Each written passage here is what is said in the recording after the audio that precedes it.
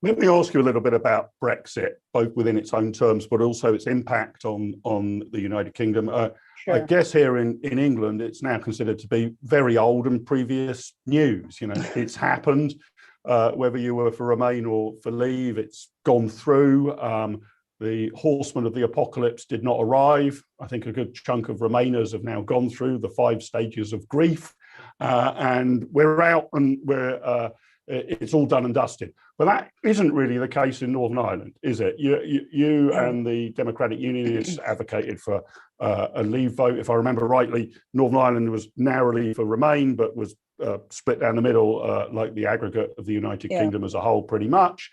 But the Northern Ireland Protocol, tell me about this, because the Brexit deal that the English are experiencing, if they don't turn their attentions across the Irish Sea, we think it's all done and dusted and sorted. But we have actually exited the European Union in a way which treats one constituent part of the UK very, very differently to the rest. For those Englishmen who don't turn their attentions to the Northern Ireland Protocol, can you explain to them what it is and why it matters in Northern Ireland?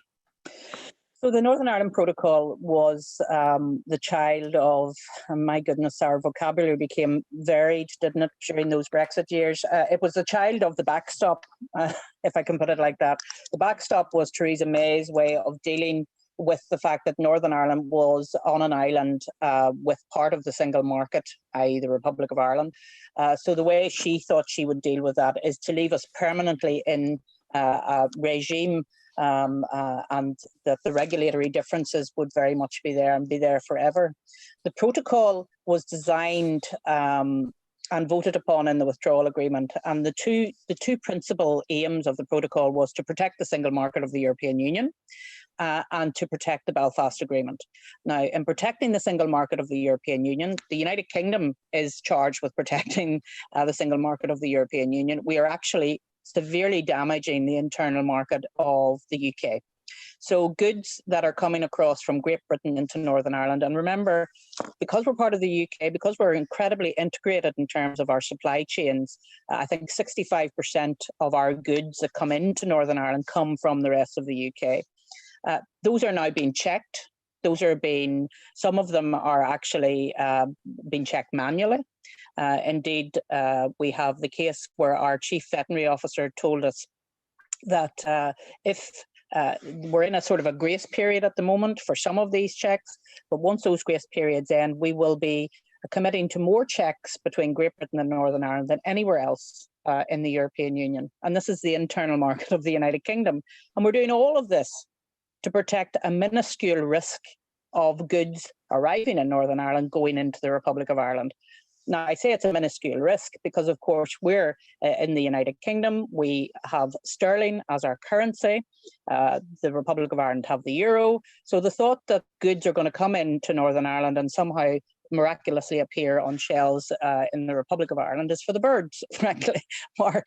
But because of the way in which the protocol has been designed, this very small risk, we have to deal with hugely disproportionate checks on our goods coming from Great Britain into Northern Ireland. And actually, some goods are prohibited. So if you take, for example, a pot plant coming from Great Britain to Northern Ireland, that's prohibited under the European Protocol. Seeds for my garden are prohibited coming from Great Britain into Northern Ireland because it might bring some risk with it of disease into Northern Ireland, despite the fact that we all had exactly the same rules by December of last year. So there's a huge disproportionate impact upon this part of the United Kingdom, and it really, really needs to be dealt with. And I've said that to the Prime Minister on numerous occasions. I think the Prime Minister, for his own part, is beginning to realise the huge impact that the protocol is having, not just in terms of trade, but in terms of, and we'll talk about some of the awful scenes on our streets recently, but protocol has contributed to that because people feel that they're being treated differently from the rest of the United Kingdom. And I mean, it seems to me it's a sledgehammer to fail to crack a nut. I mean, it's not obvious to me that the people who live in the Republic of Ireland need to have any worries about, extremely poisonous eggs or milk suddenly arriving on their shopping shelves. I mean, it's not obvious. If there was such a problem, presumably you could check behind the border in Dublin. You know, you could Yeah. just make sure that, you know, eggs from a particular part of England weren't allowed onto the shelves.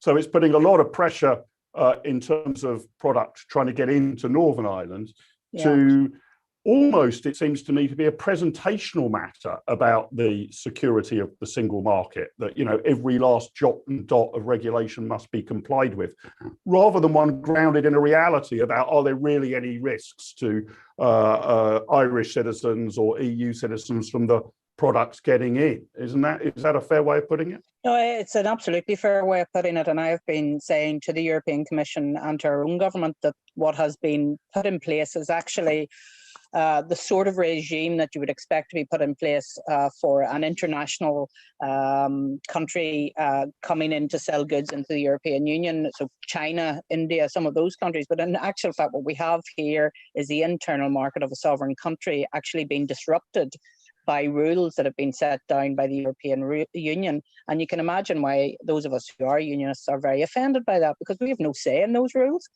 Those rules are set by the European Union from now on, and there's a huge democratic deficit in relation to that. The second point that I mentioned, of course, was the protection of the Belfast Agreement, and there was a complete misunderstanding, Mark, of the Belfast Agreement, fuelled, I'm sad to say, by the Irish government and nationalism here in Northern Ireland, that North-South had to take priority over East-West. And I mean, East-West is actually in the internal market of the UK. So there's been that fracturing, if you like, of relations East-West, which is causing grave problems for us here in Northern Ireland. And now, tell me where we've got to on this, because my understanding, and this might be causing some friction between the Westminster government in the UK and the European Union, is that we've executed various grace periods. So I think the last one was on March the 3rd. That will run through to October. What does that allow to freely flow? Does it cover everything, or is it still that you can't plant seeds in your garden or have a nice pot plant in your house? And if we can execute these grace periods, what stops us just forever renewing that every 6 months, 12 months, or whatever we need to do? Can you talk us through that? Yeah, so we have been, I mean, unfortunately, we warned about the impact of the protocol right from its inception. We could see what was going to happen because the European Union, as I think many of your listeners will know, are very legalistic, and they will always go down to the nth degree in terms of what they need to do to protect their single market. That's fair enough. But instead, what we have is a completely disproportionate situation where trade between Great Britain and Northern Ireland has been severely disrupted. So at the beginning of January, we had lorries which were having real difficulties coming back from Great Britain into Northern Ireland.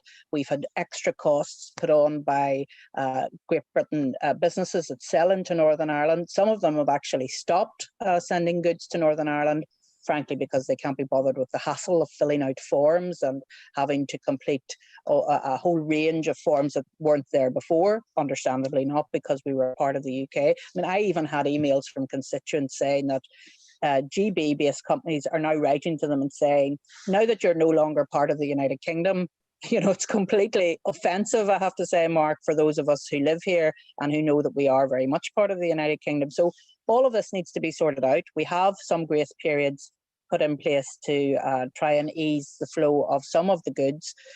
However, even with those grace periods, we still have 20% more of the whole European Union checks happening between GB and Northern Ireland. So again, totally disproportionate, and it needs to be sorted out. Okay, and can it be sorted out just by forever rolling these grace periods over? I'm no lawyer on the details of this, but I did look up Article 16, which gives, I think, the UK government the right to unilaterally suspend these procedures if they're likely to cause economic, societal, or environmental difficulties. Well, it seems to me that's almost straightforward and automatic, right? So couldn't we just continually invoke Article 16 to say, well, actually, you've already mentioned some suppliers have stopped supplying to Northern Ireland. There's an economic difficulty. Invoke Article 16. Well, we've been saying to the PM that he should be invoking Article 16. You may remember, some of your listeners might remember, that at the end of January, the European Union threatened to invoke Article 16 over the supply of vaccines because they were worried that vaccines were going to come in through Dublin, up through Northern Ireland and into the rest of the UK, heaven forfend that would happen, you know. So they were going to actually cut that border off and invoke Article 16. Now, they stepped back from that, but it showed to us here in Northern Ireland that they were prepared to use Article 16 for their own purposes, in other words, to make sure that they had enough supply of vaccines. However, Article 16 does have a bit of a tit-for-tat regime. If you read it, Mark, it says that if you take action, if the UK takes action, then the EU can take action as well. In Article 13 of the protocol, it does foresee that you can replace the protocol. And what we're saying to the government is there is a need for a realistic and sustainable piece to replace the protocol. I mean, the grace periods are good for a short period of time, but they do lead to a cliff edge then at the end, and then people get very uptight. And then is there a need to roll it over again? And I don't think a rolling grace period is really the answer, Mark. I think that what we need to see is a replacement for the protocol, and one that recognises the very integrated supply chain of the United Kingdom between Great Britain and Northern Ireland.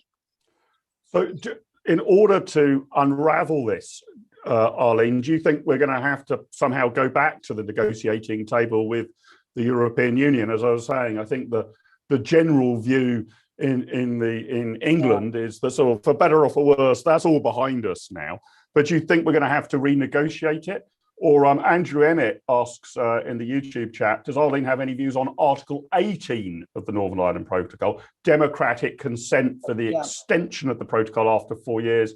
If the protocol can't be changed, is that article, that provision requiring democratic consent, the appropriate fallback? Well, the first thing to say, of course, is that David Frost, Lord Frost, is now leading on all of these issues. I think he has been very helpful in trying to understand where the difficulties are with the protocol, and he is continuously having conversations with us and with the European Union as well. So David Frost is leading on that work at present for the government, Mark. In terms of Article 18, democratic consent. This is, again, a very interesting point, because the Belfast Agreement, and I'm sure a lot of people listening to me won't be experts on the Belfast Agreement, but the Belfast Agreement was very clear that for big constitutional and things that really mattered to the people of Northern Ireland, there needed to be what was called parallel consent. So the consent of the Unionist community and the consent of the Nationalist community. What the government did shortly before Christmas was that they basically said, you don't need that for this Article 18 piece. We will just have a straightforward consent procedure. And they changed the Belfast Agreement unilaterally, which is wrong, because, of course, what it should have been saying was you need the consent of unionism and the consent of nationalism as to whether you're going to continue with this protocol. But at the moment, under the legislation, it's just a simple majority that is needed, and that has to be challenged. And it actually is one of the points, I'm not sure, Mark, whether you're aware, we have taken a court case against the government. And one of the key issues is around this democratic consent piece. It's also challenging on Article 6 of the Act of Union, the very Act of Union itself, which talks about unfettered trade between the constituent parts of the United Kingdom. So that court case is coming up May. It will be heard, the judicial review in Belfast. And I think that one will probably run and run. I know people have got used to Brexit court cases, but this one is a very specific one about the unfettered trade between the United Kingdom and its constituent parts. And slightly linked to that, Arlene, Warren Tucker asks on the Zoom side of the chat, thank you, Arlene, for attending and for your leadership. Do you see this consent mechanism, albeit some 4 years away, as potential leverage to redesign the protocol ahead of that time? Is this the sort of thing that you mentioned that David Frost is the man discharged with that? Is that a key negotiating card in his top pocket that he can say, well, this is coming down the track, in order to get over that hurdle, we're going to have to change the way this protocol works quite markedly? And if not, what other cards and negotiation cards do unionists have in their hands? Or are we just going to have to live with this division of the United Kingdom imposed by the Brexit deal forevermore? Well, I don't think we can live with it, because the Prime Minister himself has said that he promised before the withdrawal agreement that we would always have unfettered access to the GB market. and indeed said that the UK's internal market had been underscored by the withdrawal agreement. Unfortunately, the protocol goes against all of that. Therefore, there is a real need to deal with that.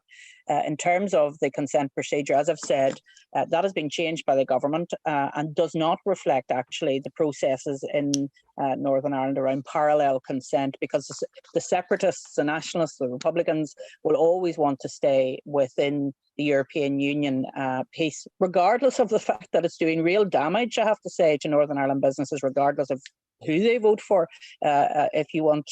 But they are very committed and want the rigorous implementation of the protocol, because they want to link, if you like, to the Republic of Ireland and to the European Union. For my part, I really want to see us looking forward to, as I've already said, Global UK and Northern Ireland playing its part in Global UK. And we need, if we're going to do that in terms of trade deals, we absolutely need to deal with the protocol.